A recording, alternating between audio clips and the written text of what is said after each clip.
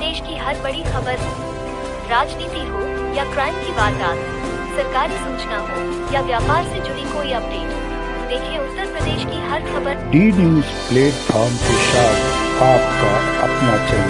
एक और बड़ी खबर से हम अपने दर्शकों को रूबरू करा दें। रक्षा मंत्रालय ने मीडिया और डिजिटल प्लेटफॉर्म के लिए कई दिशा निर्देश जारी किए हैं। रक्षा अभियानों के दौरान जिम्मेदार रिपोर्टिंग के निर्देश रक्षा अभियानों को लेकर के दिए गए हैं। सभी मीडिया चैनल्स, डिजिटल प्लेटफॉर्म को सलाह दी गई है। रक्षा मंत्रालय की तरफ से ये बात कही गई है, रक्षा अभियानों और सुरक्षा बलों की गतिविधियों के दौरान ना की जाए किसी भी तरह की लाइव कवरेज। इस प्रकार की संवेदनशील जानकारी का खुलासा पहुंचा सकता है नुकसान। रक्षा मंत्रालय की तरफ से अहम दिशा निर्देश जारी किए गए हैं, जिसके तहत कहा गया है कि रक्षा अभियानों की जिम्मेदार रिपोर्टिंग की जाए।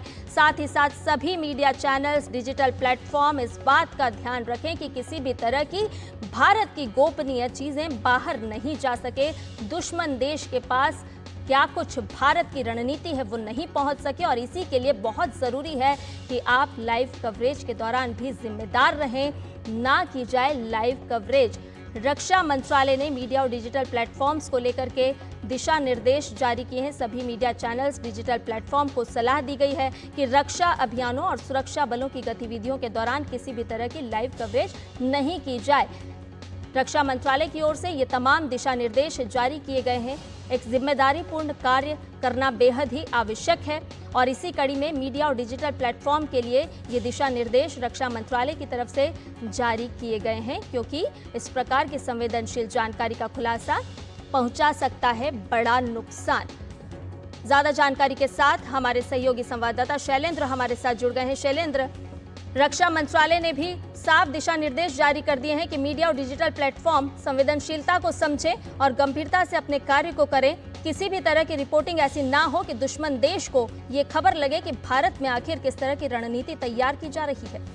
ये बिल्कुल एक एडवाइजरी जारी की गई है, जो न केवल टीवी चैनलों के लिए है बल्कि डिजिटल प्लेटफॉर्म के लिए भी है कि कोई भी लाइव कवरेज या फिर कोई डिफेंस ऑपरेशन की जो जानकारी है वो उस तरह से एक तरह से साझा ना की जाए। और ये भी उदाहरण दिया गया है कि इससे पहले देखने को मिला कि जब करगिल वार हो रहा था या फिर जब 26/11 का आतंकी हमला हुआ था, तब इस तरह की कोई लाइव रिपोर्टिंग हुई थी, इस तरह के घटनाक्रम हुए थे, जिससे ये लगा था कि वो उस तरह की रिपोर्टिंग नहीं होनी चाहिए थी। अपरिपक्वता दिखाई गई थी कई मीडिया चैनल्स के द्वारा, कई पत्रकारों के द्वारा। तो इसलिए ये खास तौर पर एडवाइजरी जारी की गई है भारत सरकार के द्वारा कि मीडिया चैनल्स और डिजिटल प्लेटफॉर्म इस बात का ध्यान रखें कि सैन्य कार्रवाई की को लेकर, उसकी आवाजाही को लेकर, मूवमेंट को लेकर या फिर लाइव रिपोर्टिंग ना की जाए। और चूंकि समय समय पर प्रेस ब्रीफिंग होती है, जो भी सैन्य कार्रवाई होती है उसकी विधिवत जानकारी दी जाती है, उस पर भरोसा करें, उस जानकारी को जनता के साथ साझा करें, ना कि सोर्स बेस या फिर कुछ ऐसी खबरें जो अपुष्ट हैं, जो एक तरह से जिनकी बाद में ये उसको खंडन किया जाता है या फिर वो पुष्ट नहीं हो पाती है, इस तरह की रिपोर्टिंग ना की जाए। ये बहुत महत्वपूर्ण एडवाइजरी है, खास तौर पर उन पत्रकारों के लिए, उन मीडिया चैनलों के लिए, उन डिजिटल प्लेटफॉर्म के लिए। हम जानते हैं कि कल ही OTT प्लेटफॉर्म पर पाकिस्तान से जुड़े कंटेंट दिखाने को लेकर रोक लगाई गई थी, और उससे पहले कई यूट्यूब चैनलों को रोका गया था कि वो इस तरह के कंटेंट न दिखाएं। उन पर बैन भी लगाया गया था जो अपुष्ट हैं या फिर जो एक तरह से देखें कि उचित नहीं है।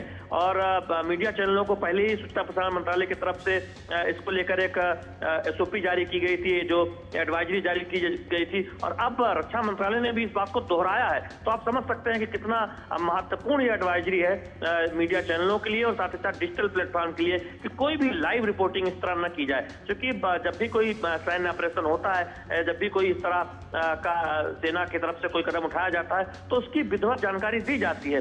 उस पर भरोसा करें, उसको रिपोर्ट करें, ना कि की खबरें या फिर कोई लाइव जानकारी अपनी रिपोर्टिंग में दें। ये बिल्कुल सख्त एक तरह से हिदायत दी गई है। तो उम्मीद यही है कि जो भी चैनल्स हैं, जो भी सैटेलाइट चैनल्स हैं या फिर डिजिटल प्लेटफॉर्म है, वो इस बात का खास तौर पर ध्यान रखेंगे। क्योंकि हमने देखा था करगिल वार के दौरान इस तरह की एक रिपोर्ट कई बार आई कि कुछ पत्रकारों ने, कुछ चैनलों ने, कुछ मीडिया समूहों ने जो रिपोर्टिंग की उसमें परिपक्वता की कमी थी और उसमें पाया गया कि उन्हें उस तरह की रिपोर्टिंग नहीं करनी चाहिए थी।